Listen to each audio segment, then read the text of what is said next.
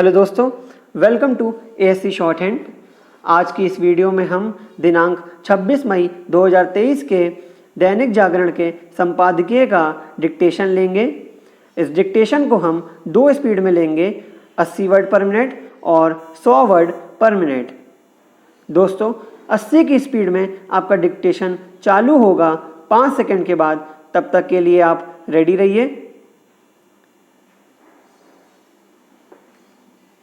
Start.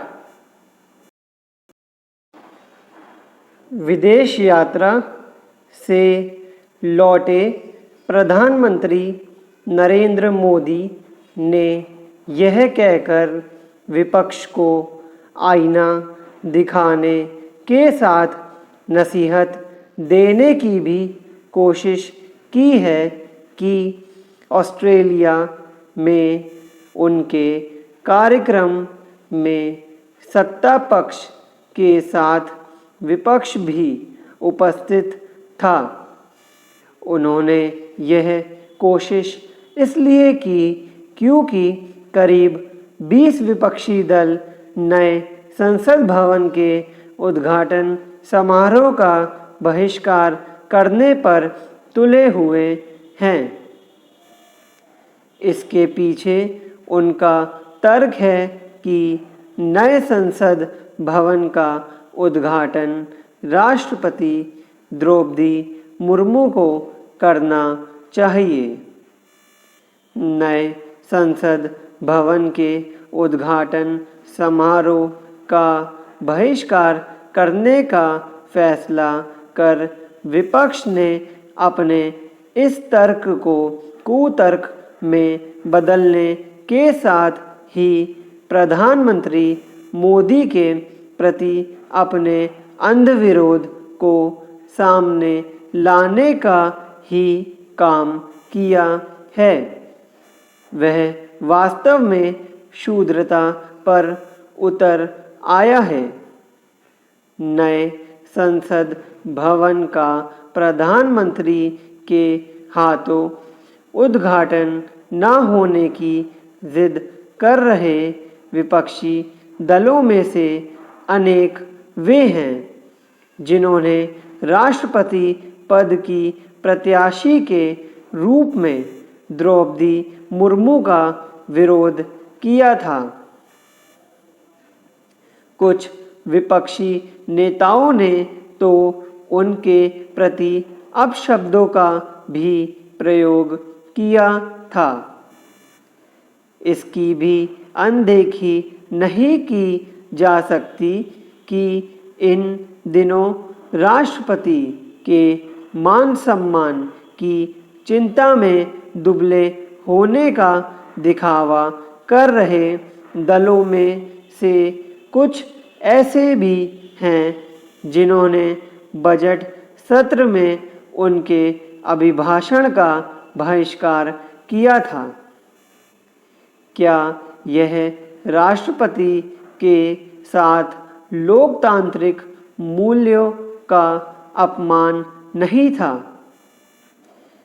इसमें संदेह नहीं कि विपक्षी दल राष्ट्रपति द्रौपदी मुर्मू के बहाने प्रधानमंत्री मोदी पर क्षुद्र राजनीतिक हमला कर रहे हैं। ऐसा करके वे अपनी जग हंसाई ही करा रहे हैं, क्योंकि यह कोई मुद्दा नहीं हो सकता कि नए संसद भवन का उद्घाटन राष्ट्रपति को ही करना चाहिए। एक तो ऐसा कोई नियम नहीं है और दूसरे अतीत में प्रधानमंत्रियों ने संसद से जुड़े भवनों का उद्घाटन या शिलान्यास किया है। आखिर तब उन्हें राष्ट्रपति की याद क्यों नहीं आई? यह भी ध्यान रहे कि सोनिया गांधी महज सांसद के तौर पर छत्तीसगढ़ विधानसभा के नए भवन का शिलान्यास कर चुकी हैं।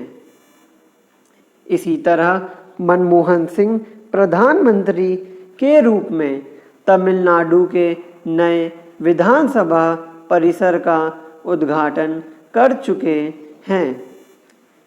जब ऐसी कोई परंपरा ही नहीं कि विधायी परिसरों का उद्घाटन राष्ट्रपति को ही करना चाहिए, तब नए संसद भवन के मामले में यह जिद पकड़ने का क्या तुक? क्या विपक्ष यह वचन देने को तैयार है कि भविष्य में राष्ट्रीय महत्व के भवनों और परिसरों का शिलान्यास या उद्घाटन राष्ट्रपति के हाथों ही होगा? यदि नहीं, तो फिर इस नतीजे पर क्यों ना पहुंचा जाए कि राष्ट्रपति द्रौपदी मुर्मू को आगे कर वह घड़ियाली आंसू बहा रहा है। यह वही विपक्ष है जिसने नए संसद भवन का निर्माण रोकने के लिए एड़ी चोटी का जोर लगा दिया था और यह दुष्प्रचार करने में भी संकोच नहीं किया था कि नए संसद भवन के रूप में मोदी का महल बन रहा है। स्टॉप।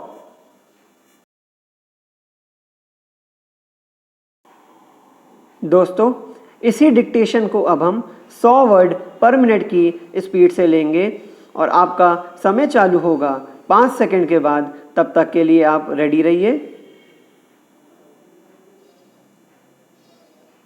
स्टार्ट। विदेश यात्रा से लौटे प्रधानमंत्री नरेंद्र मोदी ने यह कहकर विपक्ष को आईना दिखाने के साथ नसीहत देने की भी कोशिश की है कि ऑस्ट्रेलिया में उनके कार्यक्रम में सत्ता पक्ष के साथ विपक्ष भी उपस्थित था। उन्होंने यह कोशिश इसलिए की क्योंकि करीब 20 विपक्षी दल नए संसद भवन के उद्घाटन समारोह का बहिष्कार करने पर तुले हुए हैं। इसके पीछे उनका तर्क है कि नए संसद भवन का उद्घाटन राष्ट्रपति द्रौपदी मुर्मू को करना चाहिए। नए संसद भवन के उद्घाटन समारोह का बहिष्कार करने का फैसला कर विपक्ष ने अपने इस तर्क को कुतर्क में बदलने के साथ ही प्रधानमंत्री मोदी के प्रति अपने अंध विरोध को सामने लाने का ही काम किया है। वह वास्तव में शूद्रता पर उतर आया है। नए संसद भवन का प्रधानमंत्री के हाथों उद्घाटन न होने की जिद कर रहे विपक्षी दलों में से अनेक वे हैं जिन्होंने राष्ट्रपति पद की प्रत्याशी के रूप में द्रौपदी मुर्मू का विरोध किया था। कुछ विपक्षी नेताओं ने तो उनके प्रति अपशब्दों का भी प्रयोग किया था। इसकी भी अनदेखी नहीं की जा सकती कि इन दिनों राष्ट्रपति के मान सम्मान की चिंता में दुबले होने का दिखावा कर रहे दलों में से कुछ ऐसे भी हैं जिन्होंने बजट सत्र में उनके अभिभाषण का बहिष्कार किया था। क्या यह राष्ट्रपति के साथ लोकतांत्रिक मूल्यों का अपमान नहीं था? इसमें संदेह नहीं कि विपक्षी दल राष्ट्रपति द्रौपदी मुर्मू के बहाने प्रधानमंत्री मोदी पर क्षुद्र राजनीतिक हमला कर रहे हैं। ऐसा करके वे अपनी जग हंसाई ही करा रहे हैं, क्योंकि यह कोई मुद्दा नहीं हो सकता कि नए संसद भवन का उद्घाटन राष्ट्रपति को ही करना चाहिए। एक तो ऐसा कोई नियम नहीं है और दूसरे अतीत में प्रधानमंत्रियों ने संसद से जुड़े भवनों का उद्घाटन या शिलान्यास किया है। आखिर तब उन्हें राष्ट्रपति की याद क्यों नहीं आई? यह भी ध्यान रहे कि सोनिया गांधी महज सांसद के तौर पर छत्तीसगढ़ विधानसभा के नए भवन का शिलान्यास कर चुकी हैं। इसी तरह मनमोहन सिंह प्रधानमंत्री के रूप में तमिलनाडु के नए विधानसभा परिसर का उद्घाटन कर चुके हैं। जब ऐसी कोई परंपरा ही नहीं कि विधायी परिसरों का उद्घाटन राष्ट्रपति को ही करना चाहिए, तब नए संसद भवन के मामले में यह जिद पकड़ने का क्या तुक? क्या विपक्ष यह वचन देने को तैयार है कि भविष्य में राष्ट्रीय महत्व के भवनों और परिसरों का शिलान्यास या उद्घाटन राष्ट्रपति के हाथों ही होगा? यदि नहीं, तो फिर इस नतीजे पर क्यों ना पहुंचा जाए कि राष्ट्रपति द्रौपदी मुर्मू को आगे कर वह घड़ियाली आंसू बहा रहा है। यह वही विपक्ष है जिसने नए संसद भवन का निर्माण रोकने के लिए एड़ी चोटी का जोर लगा दिया था और यह दुष्प्रचार करने में भी संकोच नहीं किया था कि नए संसद भवन के रूप में मोदी का महल बन रहा है। स्टॉप।